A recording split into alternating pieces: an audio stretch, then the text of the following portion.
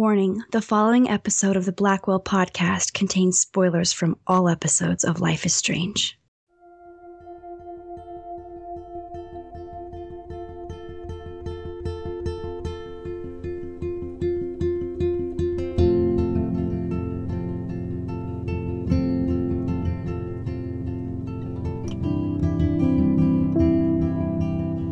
Hi, and welcome to the Blackwell Podcast, where we love Life is Strange more than Max wants to see that tray flip.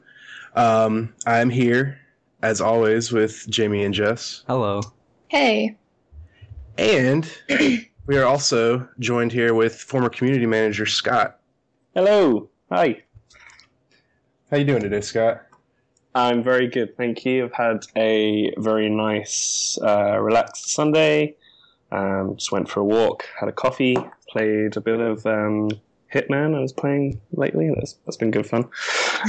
Yeah, it's been good. How about you guys? Oh, it's been busy. Yeah, not bad. Yeah, we've been plugging away on a little secret project we got going. Sounds exciting. We could maybe do a quick announcement of that at the end of this. Yeah, we'll mention it at the end. Maybe just a tiny little bit of details. So here's a little teaser for you, folks. So, Scott, why don't you give us just a brief introduction of your work you did on Life is Strange, kind of who you are? Yeah, sure. So, yeah, I'm Scott. I was the former community manager for Life is Strange. So I guess I worked on it for about a year and a half, maybe. And yeah, it was my first kind of project at Square Enix. So I had no idea that I'd be working on it when I first came in. But yeah, so that's me. I don't work there anymore, not because of a bad thing, but new projects. So I moved on, and yeah, I'm still a community manager, but for other things now. You're over at Activision now, right? Yeah, I work for those guys now. Cool. So, what got you into gaming in the beginning? I had to think about this, and I guess my dad. He used to have, I think it was a Commodore. The keyboard where you put like the little discs in the side. Mm-hmm. I remember playing that as a kid with my dad, and then we got our first proper PC, and my dad picked up two sort of games with that. He picked up this sort of fine artist game, which was really weird, and the other one was Doom 2. And that came on like 6 floppy disks. So I would play Doom 2 with my dad at the age of like, I don't know, 8, and I think it was an 18 at the time. So yeah, my dad kind of got me into it from there, and then I progressed, and I got things like a Mega Drive and so on and so on and so on, and yeah, up to present day, still playing. Nice. So, what was the transition like from your interest in gaming to working at Square Enix?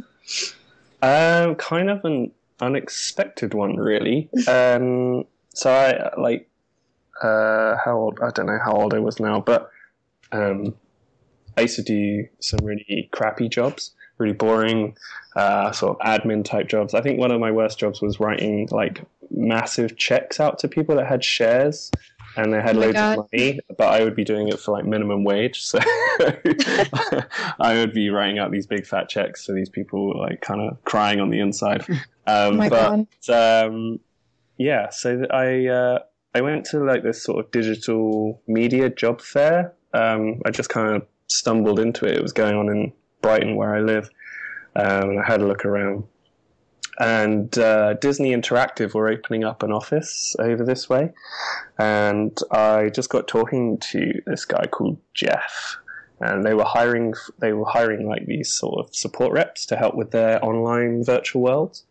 So I got called back for an interview after talking to him, and got the job. So I was then working on a kids online game called Club Penguin. You may have heard of it.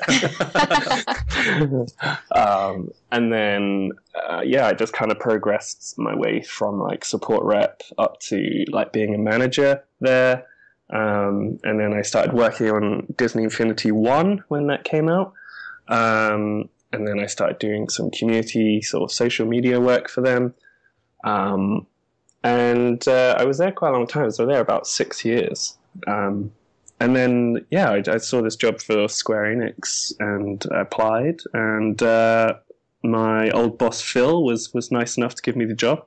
And I was working on 2 projects. So the one I knew about, which was Square Enix Collective, which was helping sort of small indie devs get support for their sort of Kickstarter campaigns to help them fund their game. And then the other project that I didn't know about was Life is Strange, which was in the pipeline and kind of being developed just before I got hired. And that was it. That's how I got where I am now. Right, so regarding your role as the community manager, were you assigned that, or did you kind of have to go through an interview process in order to get that role? I knew I was going for a community manager role, but I just didn't know for what title I'd be placed on. And it just so happened I was placed on Life is Strange. Right, sweet. Gotcha. I lucked out. I got a good project. I do want to take this time to compliment you on the work that you did while the game was going on. Oh, thank you very much. It was awesome. You know, I just a little bit of, even though this is your interview.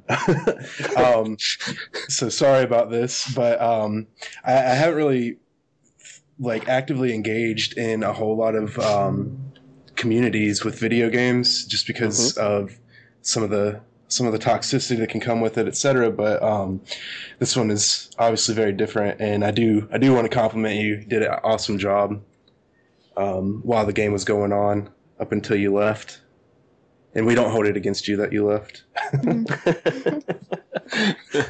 Well, thank you guys. Thanks for the kind words. It's nice. Always nice to get that feedback. So back to your interview. Has working on Life is Strange affected your draw to the game in like any sort of good or bad way? Kind of being behind the scenes. Yeah. So it was, as it was an episodic game. It was kind of different to other projects I'd worked on, and obviously it was new. It was brand new. No one had ever heard of it. So, you know, when I was first introduced to it, I was kind of pulled into this room at Square Enix London. This was back in the old office before we moved, and it was this sort of like small little screening room. And Adam, who's the PR manager for it, he played the Chloe's room scene, and that was my first introduction to it. And I thought, this looks really, really cool. It was right up my alley. I'm very much into sort of indie film, and I draw in my spare time, and so all these, the music's great, and so all these things that I enjoy in my personal life were kind of being shown in this game. So, I just thought it was a perfect project for me, really. It was great. That's awesome. Is there, any sort of highlight from your experience as a community manager that you can still remember to this day? I think, the first time I got out and met some of the fans in person, that was pretty special.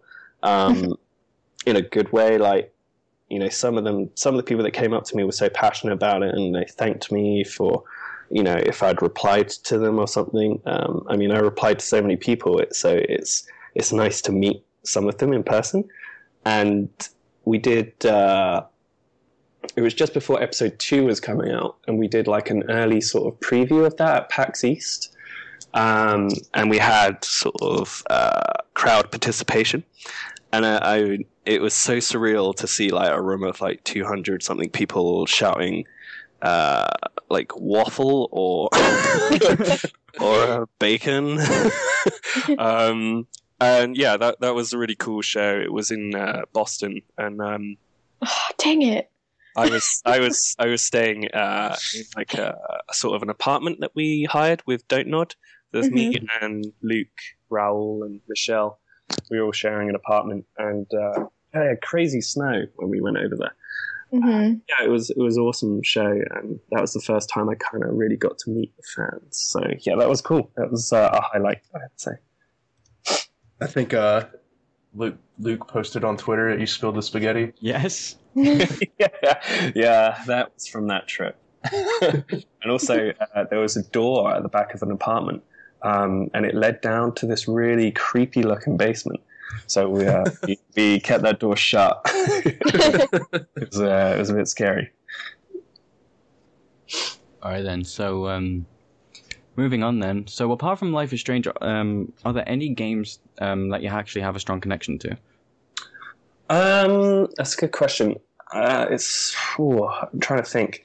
What did I used to love playing as a kid? I mean, I always loved all the Rare games growing up, like Banjo-Kazooie and that sort of stuff. And then as I got a bit older, I guess I got into the sort of like the Halo series and that sort of stuff. I didn't really start exploring sort of like, I guess back then there wasn't really a lot of indie titles. I'm trying to really think of like, GoldenEye. That was huge. I played so much GoldenEye with my friends and with my dad again. Yeah, so quite a lot of like shooters. I played a lot of Nintendo as well. Like probably most games you can think of, I've probably played. But yeah, if we think about it, like I have good memories of playing GoldenEye with my friends and my dad. That's awesome. You still get together with your friends every now and then, break out the old N64? No. When was the last time I did that? Can't remember. But my old housemates used to have an old PlayStation 1. I think on a housewarming party, we had loads of people come over, and we just had Tekken up on the screen, and loads of people would just pick it up and be like, "Oh my god, I haven't played this in years." And it was quite funny to see people just jumping on Tekken. The worse, the more drunk they got, the worse they got. So yeah, I think that was the last sort of time we fired up an old console. Gotcha. You have to apologize. I have to apologize for my voice if I sound a bit bunged up. I've just kind of recovered from a cold, so if that's why I sound a bit nasally. You're fine. Okay. All good on our end. Cool. So what moments within the game Life is Strange stuck out to you? Like what really popped?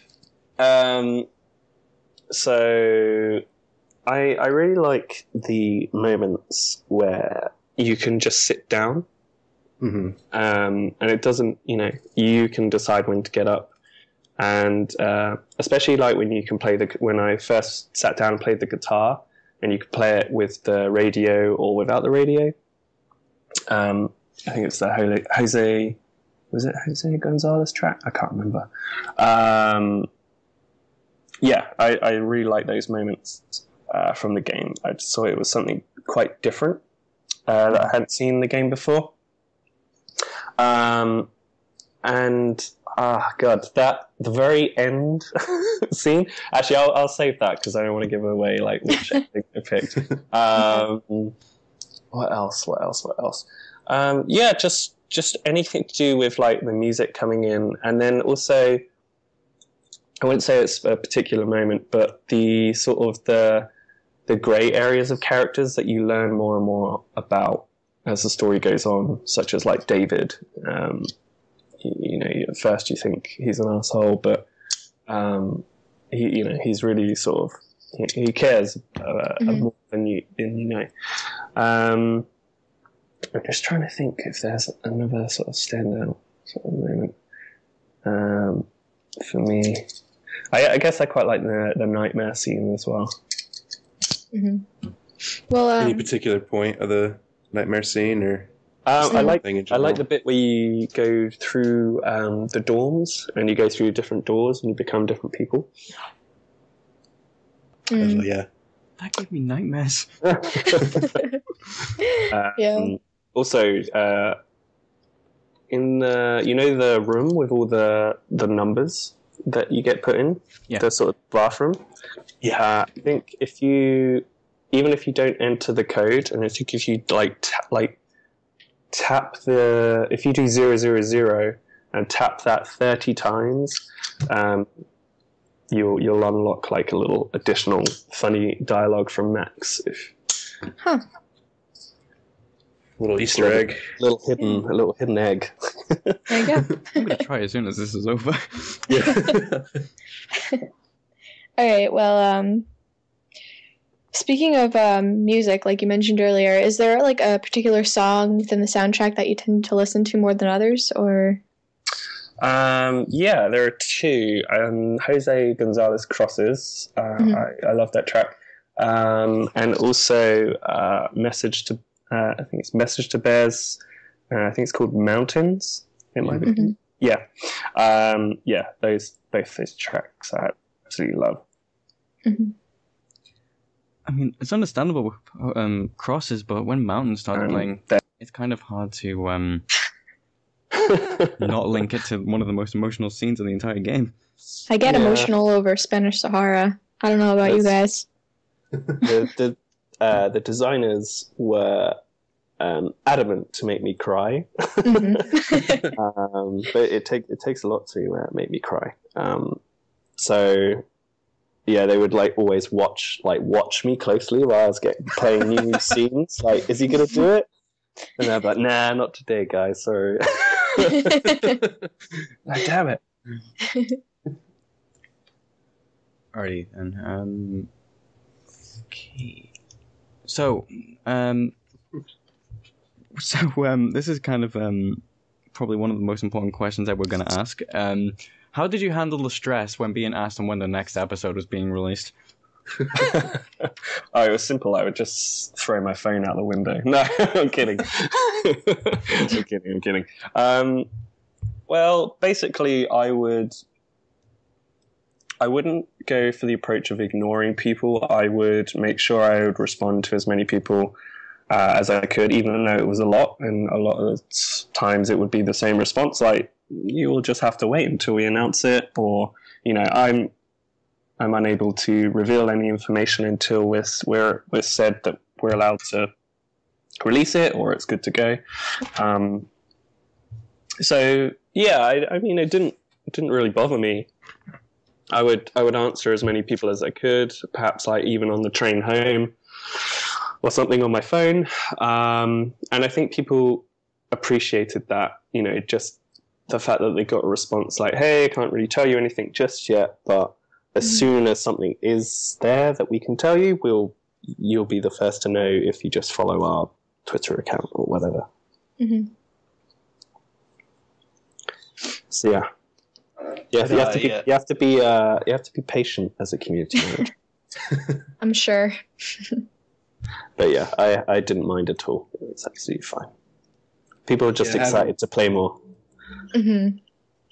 Yeah, that's definitely for sure. I think I found myself after episode 5 ended. I was like, okay, when's the next episode? No, this is it. Yeah.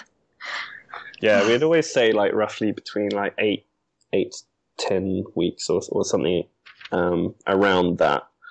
But yeah. Mm-hmm. So is there a particular character in the game that you related to the most?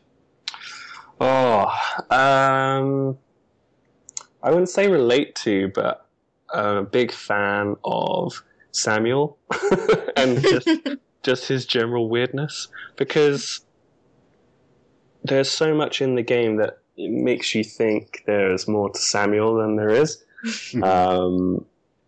But yeah, really, he's just like a kind of a strange little janitor man. But I had lots of fun talking about Samuel in the office and saying he was my spirit animal. Yeah, Samuel's the one. All right. You don't really get to hear a lot about that, though. That's the... Yeah. Like, people just tend to overlook him, so it's really nice to see that people, like, even if it's a small amount, that they appreciate Samuel, being weird. Yeah, and I also liked Frank's character. He's a little bit flawed, but I think he had an interesting sort of character arc and sort of like story progression. So yeah, also a big fan of Frank. All right. So, what kind of advice did you give to Toby before he took over for community manager? Don't ruin things. No, I didn't. To be honest, I didn't really give him any advice. Toby and I both worked on Square Enix Collective together. Mm-hmm. So I'd work with Toby day to day anyway. Even if it wasn't specifically on Life is Strange, he would know what I was doing on Life is Strange. So he knew what was going on, and I'd tell him stuff, cool things I'd seen or whatever. So yeah, to be honest, he didn't really need much advice. He took to it like fish to water, and he's doing a great job. It's great. Yeah, big props to Toby if you're listening to us. And we're not just saying that because of the shout-outs.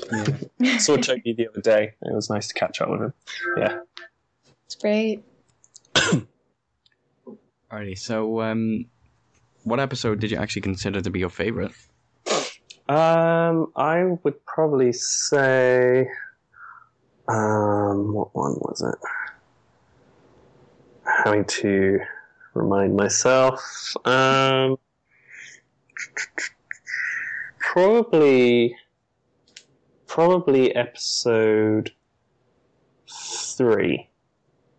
Just because that's the episode where I felt like you're really just starting to uncover things and get some answers about what the hell is going on. I think 3 really stood out for me. I remember playing it for the first time, like in our sort of like preview room, and putting down the controller and go, "Yep, that's the best one so far." I'd have to agree with you on that. Yeah, it's good. Still no tears? No. No, Alejandro is probably still waiting for the day where he sees a tear roll down my face. So you mentioned earlier, that you do some artwork, and we've all looked at your website and all that, and it's really really good. No, it's awesome. Oh, thanks. How did you get started with it? I've always drawn as a kid. I've always been doing little drawings here and there. Like from drawing like things like Sonic the Hedgehog to whatever. I always used to say to my parents when I grow up, I'm going to be a cartoonist, which I don't even really know what that means now. What's a cartoonist?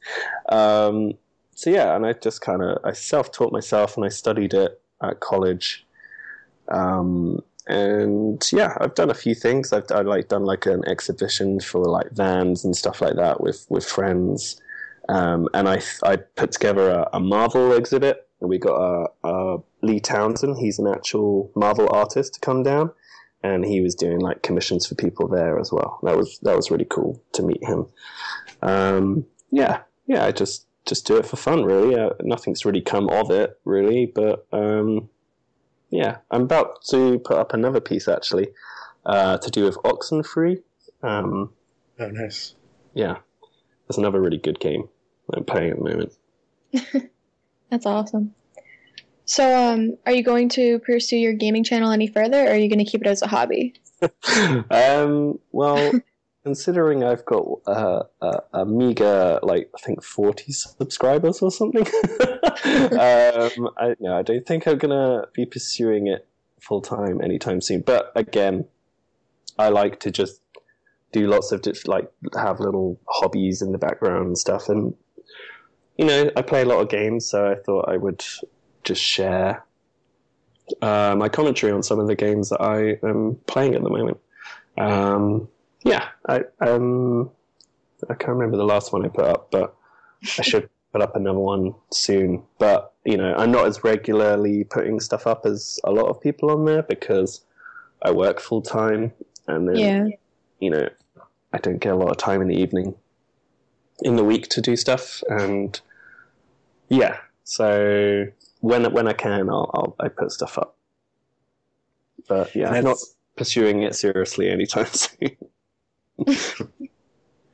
If anyone wants to check it out, it's Scott Versus, correct? Yep, that's it. It's just, I think if you just do youtube.com/Scott Versus, it should come up. We'll have a link. Yeah. In the comments for that. Right then. So this kind of brings on to kind of talking about how great the community is.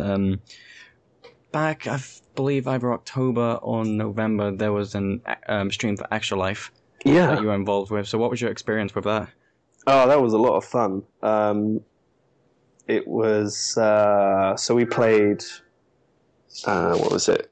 I think episodes 1 to 3, and then the following evening we did episodes 4 and 5, just because they're slightly longer episodes. What episode 4 is. That was so much fun. We did it with Toby, Kat, and Alejandro. And the support from the community was amazing, so much that we exceeded our goal of raising, I think the goal was like $5,000, and we exceeded that, which was fantastic, and that went to the Miracle Children's Network Hospitals. And yeah, it was just really nice to kind of interact with fans in real time through the chat, and would ask them what choice we should go for. And the amount of people that wrote beans whenever Frank was on the screen, that was very funny. But yeah, it was very good fun. We drank a lot of energy drink and coffee, I think, to help us get through, because I think doing 3 episodes back to back, you don't think it's going to take as long as it does, but it really does. But yeah, that was awesome, and I'm really glad that we got to do that, because that was a little project of mine that I was really passionate about.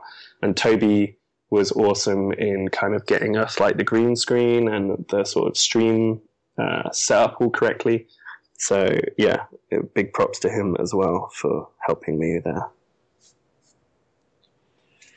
So now I have to ask the most important question. Now it's coming. Bae, B-A-E, or Bae, B-A-Y? Well, I've obviously played both, but I would say that my ending was B-A-Y.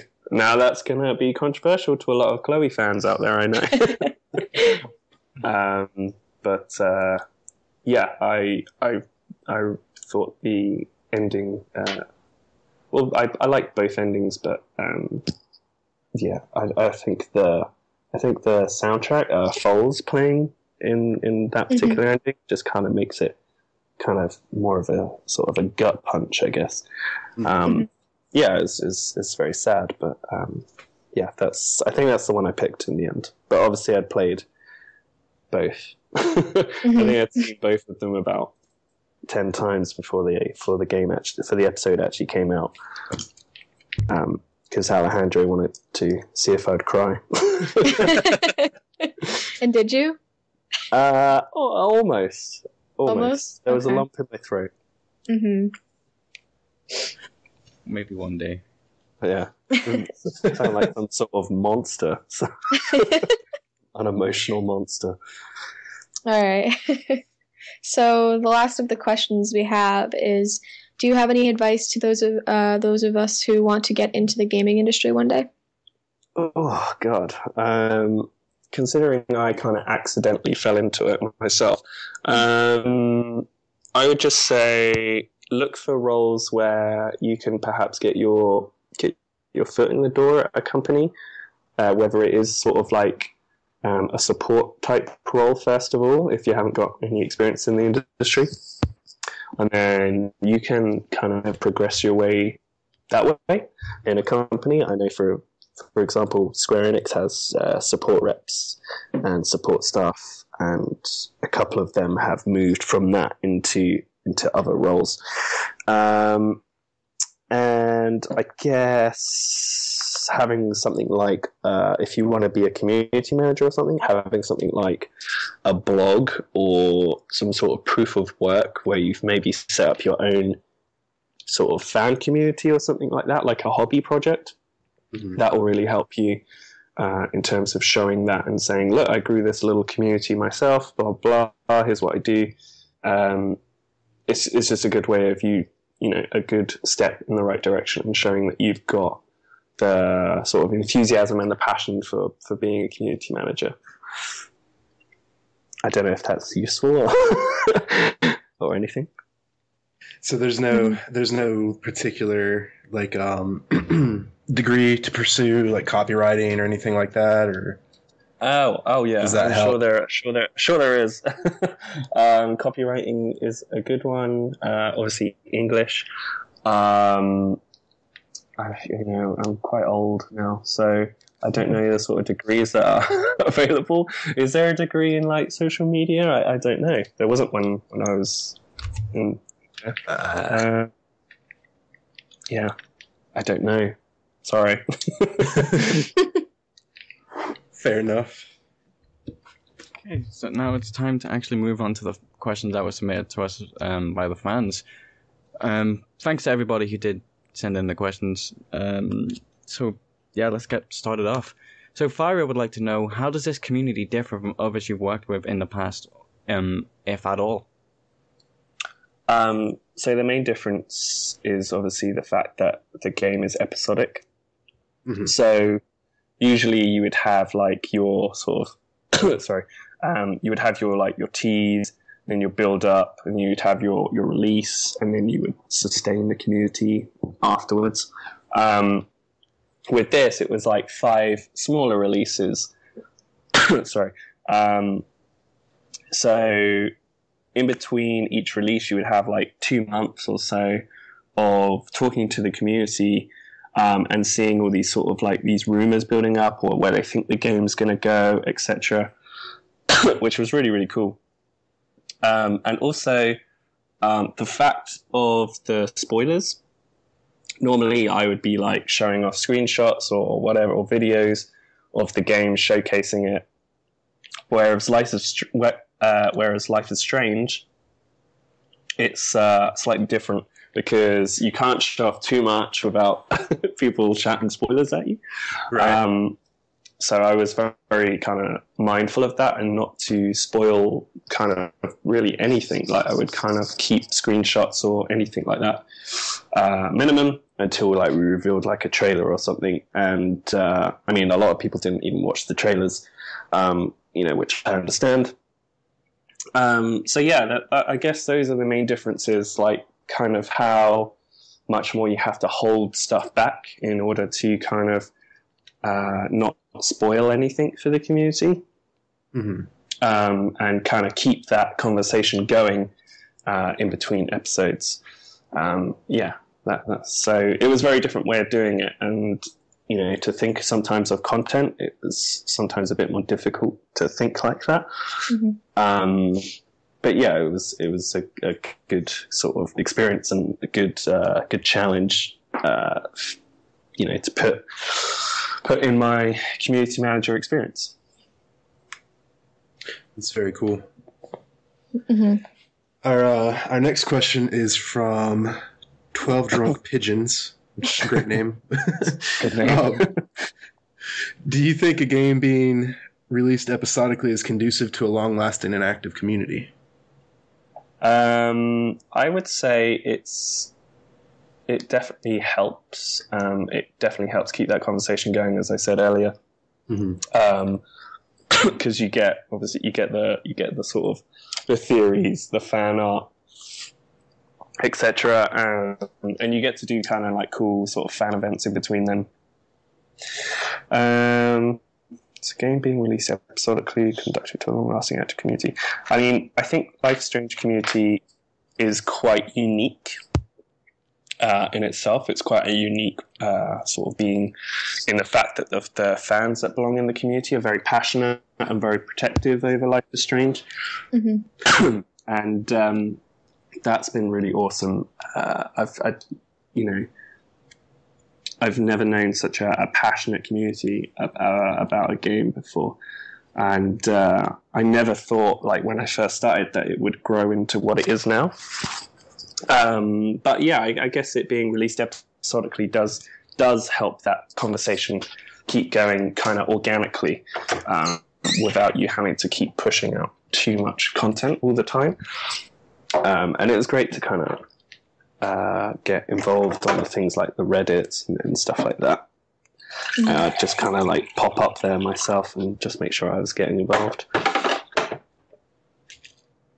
And you still get, sometimes people still come to you on like Reddit and Twitter and stuff about Life is Strange, don't they?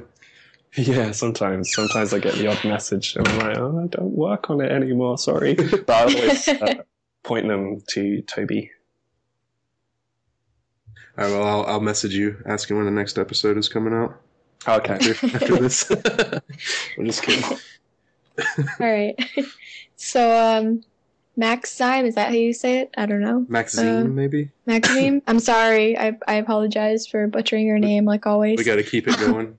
Anyways, Maxime or Zime wants to know how an episodic game changes your work as a community manager compared to wider range titles. Oh, I kind of guess I covered that earlier.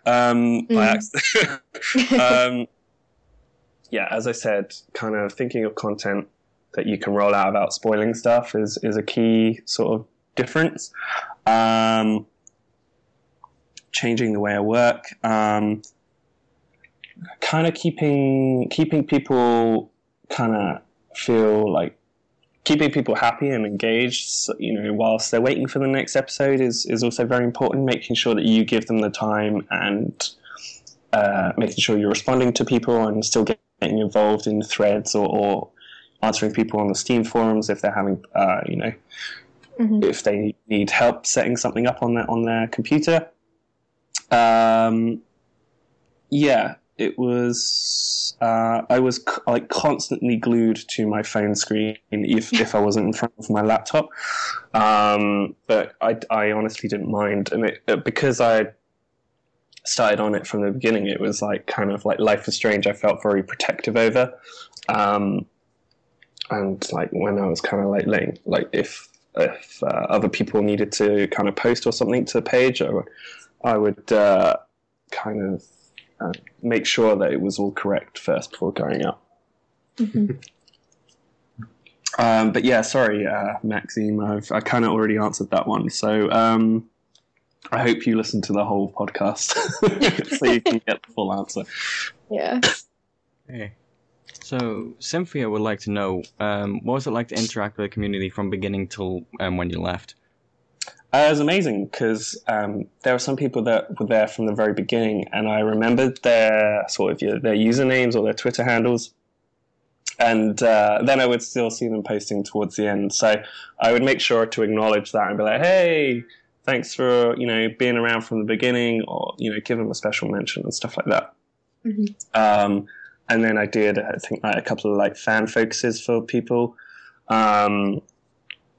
Like Geek Remix, for example, and it was really cool to interview them and get to know them a little bit better. But yeah, it's been a really sort of special experience, something that will stick with me for a very long time. I still think about Life is Strange and the community, and how amazing that they are. Like the community are responsible for a lot of the awards that Life is Strange has won because of how passionate they are and how active and awesome they are. So, yeah, I'm really stoked to have been able to kind of build that community up from nothing to what it is now. So, yeah, it's awesome and really great to see it continuing with Toby's support. Mm.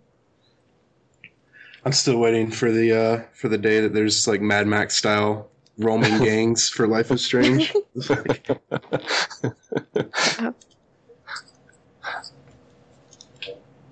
So, another question from Maxime. I think it's Maxime. Yeah, it makes sense. Mac, never Maxime. So, say Mac. Yeah. Mac wants to know, Don't Nod always talked about difficulties with selling a game with the female, with kind of like a shyer female character, non-sexualized, etc. As community manager, did you find it hard to sell that IP to people? No, I didn't really. I think those that were interested in it. Sorry, I just got to clear my throat. Sorry. I got like a tickle in it. No, I think those that were interested in it kind of gravitated to it naturally. Obviously, when we sort of started like launching the Twitter accounts and the Facebook accounts and our YouTube account, the numbers were very small. And it wasn't really until we launched the first episode that it started to get sort of attention and sort of called out for Max being this sort of normal teenage girl as the heroine. And I think a lot of people found that really refreshing and drew to that naturally anyway, without us having to. We never pushed that as a sort of a call out. We just said, "Hey, Max is a girl. That's what it is. That's the story. This is Life is Strange, and play it if you like it. Great. We know it wasn't particularly for everyone, but there's been people from all different ages and stuff playing it and saying how much they love it. So yeah, I never really had difficulty selling it, to be honest, which was great. Our next question is from Cynthia again, and they want to know, when you first heard of Life is Strange, what was your initial impression? Well, I didn't really know what it was. They just said, "Hey, Scott, you're going to be working on Life is Strange," and then they introduced me to John, the brand manager there, and then they introduced me to the rest of the team that would be working on it, and I was like, "Oh, okay. What is Life is Strange?" And then, as I said earlier, I saw the screening, and then I saw like the art style and the combination of the music, and that sort of like cinematic look to it, and I just thought this looks awesome. For a game that was made by quite a small team, by the Don't Nod guys, I think they did a fantastic job, and yeah, I was really excited to get started on it. It was, I think, I'd never played a game where you can rewind time before, and I'd never worked on a game on a narrative sort of adventure type game. I played like things like Telltale before, but which I always thought was cool. So to be able to work on a game that had kind of similar features to it, that was really exciting. Just kind of a little quick question before we move on to the last question. With the screening, was it actually the finished models that we see today, or was it like the prototype? No, it was a finished scene. I think there might have been like some slight differences, like in maybe like things on the wall or some things like that, like objects that may have not been finished. But Max and Chloe were finished in that scene at the time. That's awesome. So, probably time to move on to the last fan question. This is from Audies. Did you enjoy your time as a community manager, and how so? Absolutely not. It was terrible year and a half, and I'm just getting over the trauma of it all now. Yeah, of course I did. Of course I enjoyed my time. It was, one of the best communities I've worked for. It was an amazing journey to go from like different shows. From everything from talking to the fans every day to talking to the Don't Nod guys. Absolutely love those guys. They're funny and very, very, just genuine, kind guys. And absolutely love my team at Square that helped me work on it as well. So all the team that worked on it were fantastic. That made it enjoyable. And everyone that I spoke to through the community channels was just so positive and friendly and nice. It was just like kind of catching up with like friends every day, I guess. So it was genuinely a fantastic experience, and it's awesome to have my name in the credits on such an awesome title. So yeah, that's great. That's awesome. I would like have several printed screenshots of like, see, I did this. When I first saw it, I did that. I was like, look, Mom, look what I did, Mom. On the refrigerator. Yeah. All right, then. All right, so I guess it's time for our everyday heroes. Mm-hmm.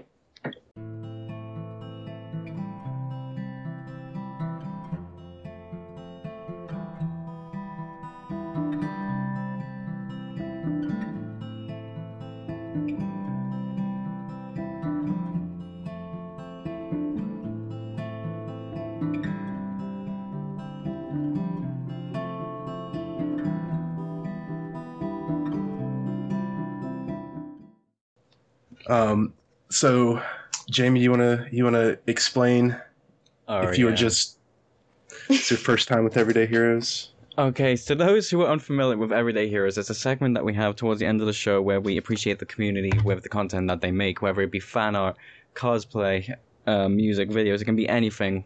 We'll probably showcase it in the near future. Oh boy, every time I say that, it's a mouthful. So Joey, what did you choose? So my choice, this is actually the first render that we've used on the show. And this is, the name of the piece is Pricefield Jam Session. It's by Bluesman on DeviantArt. And I'm really glad that they had an easy name. So I know I didn't butcher that one. And so I'm going to assume that this is post Arcadia Bay. And we have Chloe playing keyboard. Max is on the guitar. It is a render, which I have no familiarity with that. I don't know the first thing about doing that. So it's difficult. It is really I'm difficult impressed. to do. I imagine so, especially someone like me. But so great job on that, Bluesman. And just the atmosphere of it is it's just kind of lazy morning, lazy like early afternoon or something, just kind of sitting around. So yeah, I really like it. It's what's the word? Cathartic. Definitely not looking up that word right now. I never thought of Chloe as a keyboard player before, but yeah, now I see it. It kind of fits. What do you think should be more? Maybe a bass player. Yeah, I can see that. Yeah. I was thinking more kazoo, but okay. Yeah, it's a really impressive render. Yeah, well done, Bluesman. Yeah. I actually haven't seen many of the renders, but I love whenever they show Chloe without her hat. It's really, I don't know, we see so much of her with the hat on. It's like so weird seeing her without it. But it really does. I really like this picture a lot. And I love how like they made it look like it was taken at an angle, because it's just so different than like anything else. It looks like it could easily be in like the pullout or even the cover of like an indie band. Yeah. Album. It looked like it was taken right out of the game. Okay, so I've just noticed something, kind of just looking deep at it. So they've used actual models from the game, just Chloe and Max, but they've also done like very small things, because that's Chloe's bed and her desk. Like, there's like the cape art that she does in the back. Different Polaroids that you can kind of find throughout the game. There's just, I don't think I've like seen any kind of like location rendered like that before. Yeah, it's like The small things. it's yeah, I mean, like, you know, it's not, it's assets used from the game, obviously, but it's not like this is either of their rooms. That's why I think it's like post Arcadia Bay. Mm. They're writing a woeful song about how they just killed everybody for their love. Oh, Jess, what's your choice? All right. So I chose Max and Chloe. It's called Max and Chloe. By, oh Jesus. Estee Lover. I'm so sorry. I can't do this. Jamie, can you help me out? Sam. Sam? Yeah. Okay, on Tumblr. Why didn't you just write Sam then? All right. Mr. Loves. That's what. Oh my god, make it sound so easy. So yeah, I chose this piece mainly because of the style it was drawn in.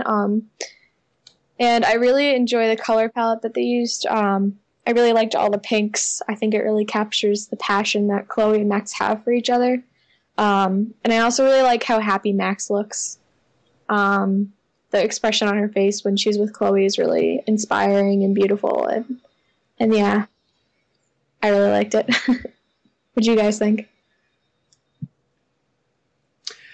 Yeah, it's always nice to see a happy Max, Mm-hmm. and a happy Chloe for that matter too. Yeah. So I do, and it does have a very warm feeling, kind of like the let me put on my pseudo intellectual pretentious art critic glasses here. The light source coming kind of from centered within the image really gives it as though an inner glow is coming out of Max. And no, it is really it's a very cute picture, very warming. Mm-hmm. I think the folds on the t-shirt are very well done. That sounds really weird. but That is just Jamie with the hair. Good shading. Yeah. There. Speaking of the hair, Oh my god. no, I love art pieces which actually put a ton of detail in the hair because it's a pain. Uh-huh. Because I think it's the easiest part. you're weird. Hair, yeah. Hair's not easy to draw. What? No. It's so easy. No. I struggle. Oh. Yeah. I kind of love the inclusion of the tattoo. If you just look, Chloe's tattoo. If you just look very closely on her right arm, Mhm. just nice little inclusion as well. Just it's a lovely atmosphere in the picture. Yeah. Alrighty then. Good job, Mr. Loves. It's Okay. Lurs.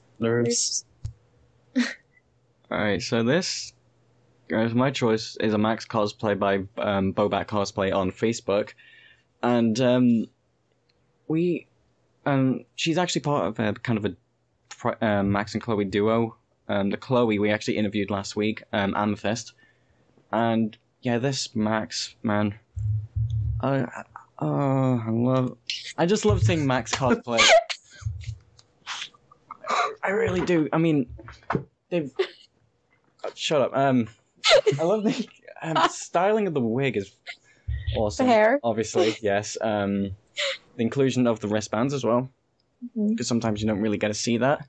Mm-hmm. Hoodie, the t-shirt as well, and the inclusion of the Polaroid because those style of Polaroid cameras are a absolute pain to find.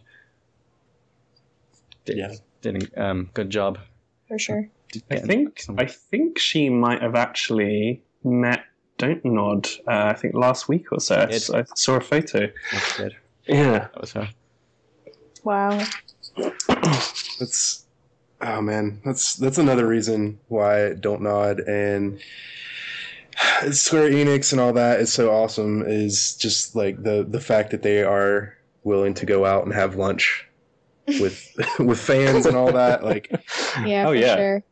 the Do Don't Nod guys interviews are, like this. awesome with the community. Yeah, they absolutely love it, and they love meeting all their fans. I am I'm both extremely happy for them and also extremely jealous. Yeah, the fact that, you know, they put the freckles and the makeup and all that, like, it's the attention to detail that I really like in cosplays. And this one has a lot of it. Mm-hmm. Yeah. I mean, I think it was last Sunday or something like that. They played a 7-hour stream of Life is Strange. Oh, wow. It was the funniest experience that I've seen on a stream in a while. Oh my god. So, yeah. Did you guys see where I put on I think Max's shirt on the extra live stream, and it was too small? You looked ripped. Toby hilarious. Wow. Oh, we should have used that image for the announcement. Do it. Oh, there's still time. I can just put it up in this episode. Oh no. Show it in the corner or something. I won't do that.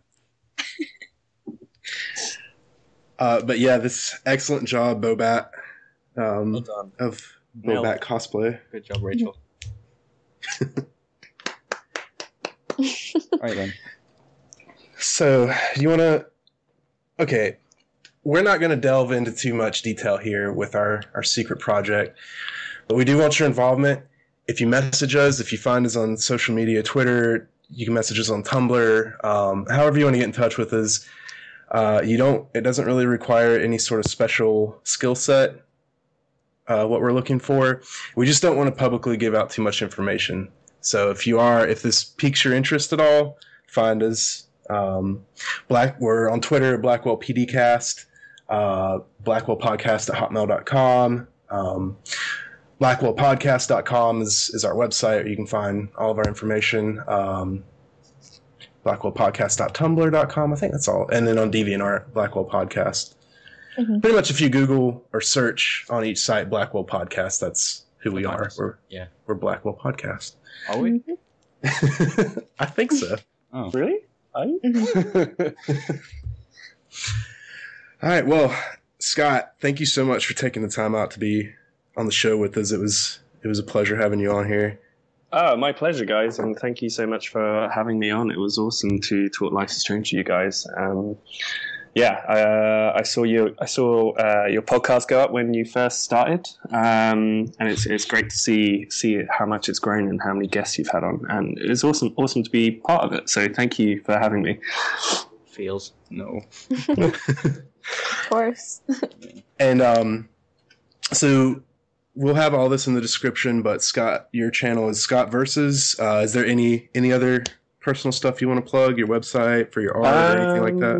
If you want to say hello to me on Twitter, you can as well. I think it's just at Scott Blows. It's just my name, all one word. Pretty easy. So say hello. Oh, before we forget, too, congratulations on your engagement. Oh, thank you. Yeah. Yes. She's actually in the other room right now. I think she's just reading a book while I do this. But yeah, thank you very much, guys. Really excited. Should be next year. We do it. We have our wedding. Maybe that will be the time you cry. She actually said that. She said, "I bet you cry." And I was like, "No, no, I won't." I don't know, probably, to be honest. We'll see. Yeah. Make sure Alejandro is there to see it. Yeah. Oh God, he'll be there with a camera. Yeah. But thank you, guys. That's really kind of you. Thank you so much. No problem. Folks, if you haven't already, subscribe to us on here. We're also on iTunes for just the audio. Like the video, comment. And we got to talk about next week, though, because we have another community guest, kind of changing up a bit. It's the musician, Kofa. Mm-hmm. So if you're not already a fan of Kotha, you will be after next week's episode. And new and veteran Kotha fans alike, we have a special treat for you. So I'd say that you shouldn't miss any of our episodes, but you really don't want to miss next week's. Yeah, it's going to be special. So, Scott, thanks again. It was a pleasure, for sure. Pleasure was all mine. Thank you. Thanks, guys. And I hope my sort of nasally, cold British accent isn't too harsh on the recording. No. Well, we're used to Jamie, so. Oh, of course. Yeah. Rude. All right. Thanks very much, guys. And Okay. have a good rest of your day. All right, you as well. Bye, folks. Bye. Bye.